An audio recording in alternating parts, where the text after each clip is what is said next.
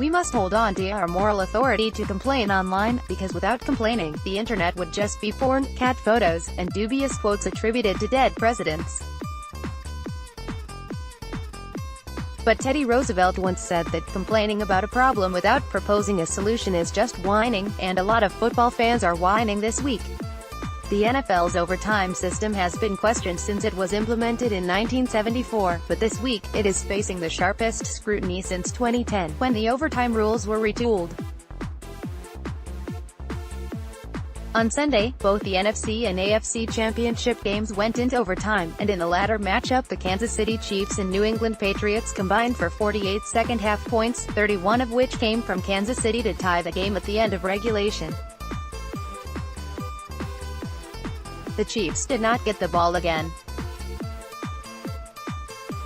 The Patriots correctly called heads on the overtime coin toss, elected to receive, and drove down the field to score a touchdown and win the game in sudden death. The Chiefs' defense squandered plenty of chances to stop the Pats and get the ball, including 3 3rd and 10 opportunities, but their loss sparked a few questions. How much influence should a coin toss have on the outcome of a game? Should overtime conclude after only one offense has stepped onto the field? Can we write into the rulebook that if regulation ends in a tie, then the Patriots lose? For the whiners among us, here are 11 possible solutions to the NFL's vexing overtime problem, along with the pros and cons of each.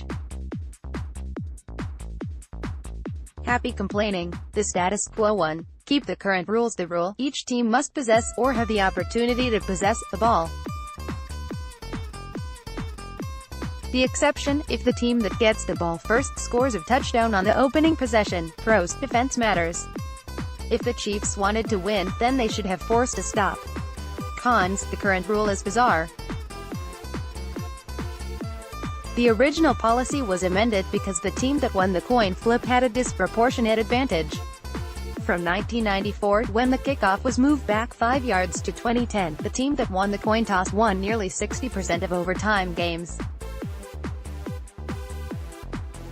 Since the sudden death rule was tweaked to exclude first possession field goals in 2012, for 2 seasons prior, the rule change was in effect for only the playoffs. The disparity isn't nearly as dramatic, 52.7%, with that difference partially due to more home teams winning the toss so far. But the fairness of the rule is much more questionable considering how often playoff overtime games have been decided in a single possession by one team. As ESPN's Mike Sando pointed out, here are the playoff OT games since rules changed to require TD instead of a FG to win on the first possession.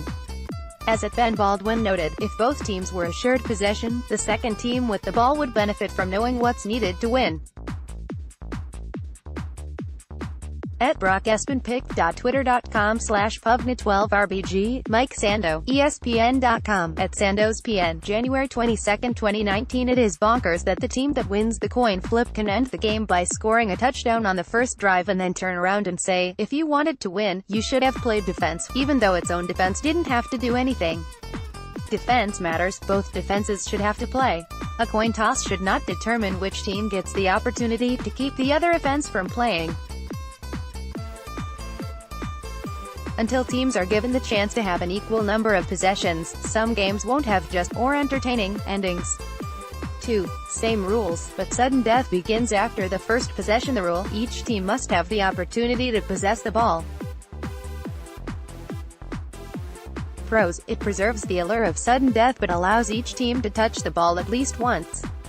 No matter what the Patriots had done on their first overtime possession Sunday, the Chiefs would have gotten the ball back. Cons, it would not guarantee equal possessions. Let's say that after the Patriots scored a touchdown, they went for 2 points and converted. Then the Chiefs got the ball, scored a touchdown, and made a 2-point conversion to tie the game. Then the Patriots got the ball, drove 45 yards, and kicked a walk-off field goal. It'd be the same problem we started with. The Chiefs wouldn't have the chance to respond because of the coin toss outcome. 3. Go back to sudden death. The rule, first team to score wins. Pros, life isn't fair. The rules are already too complicated. Let's return to a simpler time. Cons: going down the field to get 40 yards, kicking a field goal, and winning is as unexciting to watch as a sports fan as it is difficult to accept as a loser. 4. Play the whole overtime period. The rule: play the entire period, 10 minutes in the regular season, 15 in the playoffs. This is the simplest solution, and perhaps the most tempting to anyone who is exhausted just by reading these options, never mind hearing refs explain them. In 2017, the league shortened overtime to 10 minutes in the regular season. In 2018, there were 2 ties in the first 2 weeks of the season.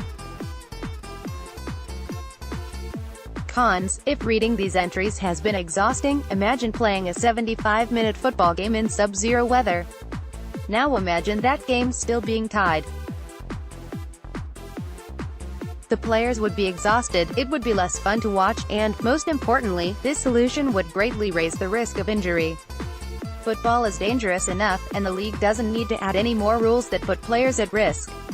Inspired by College Football 5. College football overtime. The rule: you can read the full rules of college football overtime here, but this is the gist. Each team gets 1 possession starting from the opponent's 25-yard line. If the score is still tied after both possessions, the process repeats, but the team that went first goes second, and vice versa. After 2 overtime periods, no extra points are allowed. Only 2-point conversions. Pros: equal possessions would mean that more points could be scored and the game would be more fun. Ditching the extra points after 2 overtimes means games would end faster. Cons: putting NFL teams in the heart of the other team's territory is antithetical to the sport and feels like a practice drill gimmick. Luckily, the field position is the easiest part of the rule to change. 6. Modified college football overtime. The rule: take college football overtime rules, but instead of putting teams 25 yards away from the end zone, have them start somewhere else more palatable, the 50-yard line, their own 25-yard line, wherever. Pros: this might be the closest we come to a rule that's both fair and realistic. It would be far better to watch the Chiefs lose because their offense had the chance to score and failed rather than not getting the chance to score at all. Cons: as The Ringer's Roger Sherman wrote 2 years ago, college football overtime is still influenced by the coin toss. If you're looking for a system not influenced by coin tosses, college football isn't the place. In that system, teams get to choose whether to play on offense first or second. The team that goes second has a massive advantage, knowing how many points it needs to tie or win the game. A study of the first 10 years of college football's overtime rules found that teams that went second won 54.9% of the time. Another study found that teams that start on defense had a 52.1% win probability, smaller than the NFL's but still significant.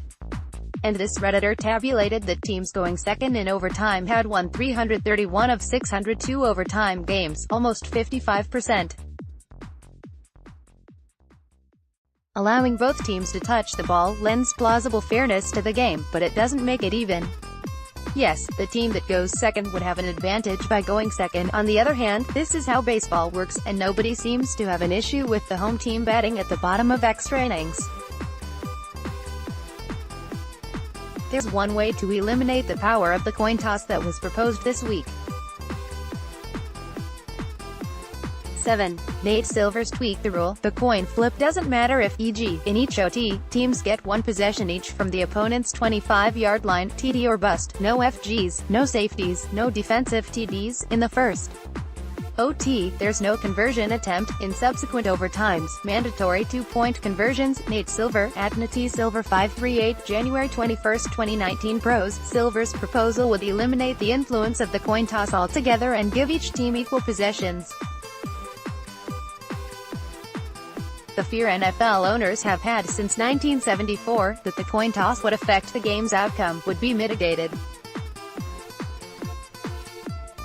Cons: the ball still starts on the 25-yard line, and special teams in the third phase of the game are still eliminated, as are defensive touchdowns, which are the best kind of touchdown. Eliminating field goals would piss off kickers and, wait, would anyone else be upset if we eliminated kickers from overtime? Some thought leaders have been on this train for a long time. Let's get real nerdy. 8. Riley's rule, win by 4. The rule, the team that gets a lead of 4 or more points first wins. Pros, this rule comes courtesy of Ringer associate editor, Riley McAtee, and is a tweak to what the basketball tournament did to fix the sport's fouling problem at the end of games. Eliminate the clock and add a target score of 4 points over the opponent. A field goal wouldn't win the game on its own, but 2 would, as would a touchdown. It would reduce the chances of the smallest players deciding the biggest games. Cons, it wouldn't solve the situation that unfolded Sunday with the Chiefs, and it has the potential to extend games for even longer if teams begin trading field goals in overtime. It's also an arbitrary number that would suddenly have huge importance for no reason. 9. The cut-and-choose method. The rule, instead of changing the rules of sudden death over time, this fix would address the coin toss itself. The loser of the coin toss would decide where the ball will be placed, the 25-yard line, the 15-yard line, wherever they want, and the winner of the coin toss would decide whether to start on offense or defense from that spot.